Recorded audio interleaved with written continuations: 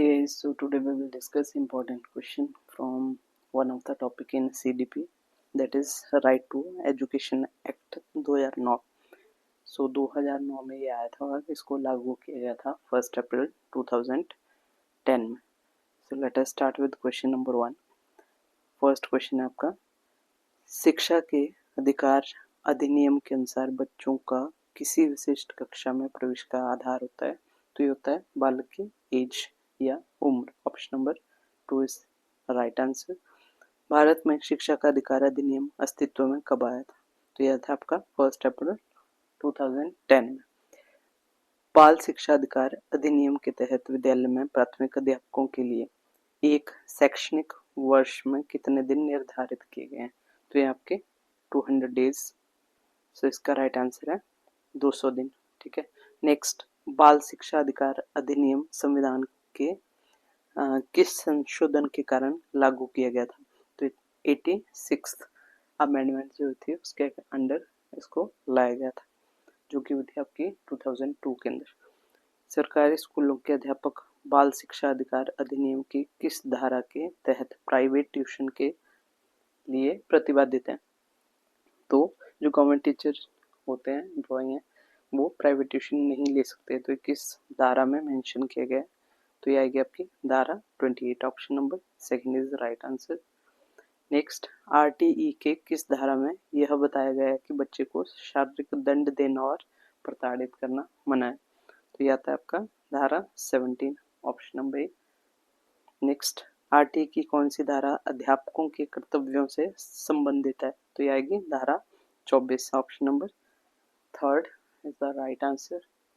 Next, शिक्षा का अधिकार अधिनियम 2009 में निर्दिष्ट किया गया है कि कक्षा 1 से कक्षा 5 तक प्रवेश दिए गए विद्यार्थियों की संख्या 200 से अधिक है, तो विद्यार्थी अध्यापक आवश्यक अनुपात क्या होगा, तो ये होगा आपका 40। ऑप्शन नंबर 2 1:40 अनुपात में टीचर्स को रखा जाएगा।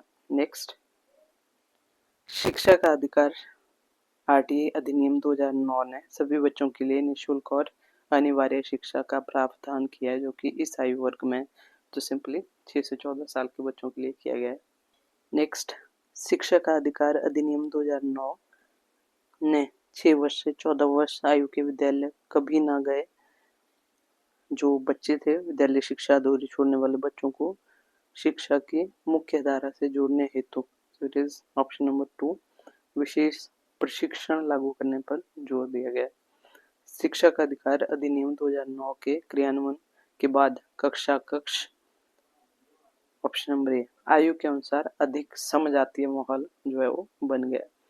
निःशुल्क एवं अनिवार्य शिक्षा का अधिकार 2009 में अनिवार्य शब्द का अर्थ क्या है, तो इसका अर्थ है उचित सरकारें दाखिले, उपस्थिति और प्रारंभिक शिक्षा की पूर्णता को सुनिश्चित करेंगी। नेक्स्ट, निःशुल्क एवं अनिवार्य शिक्षा का बालकों का अधिकार 2009 के अंतर्गत किसी भी अध्यापक को निम्न में से किस कार्य के लिए नहीं लगाया जा सकता, it is also important question. So ये आपका ऑप्शन नंबर 4 पल्स पोलियो कार्यक्रम। बाकी आपदा, चुनाव या जो सेंसस होती है जनगणना, उसमें टीचर्स को किया जाता है इन्वॉल्व।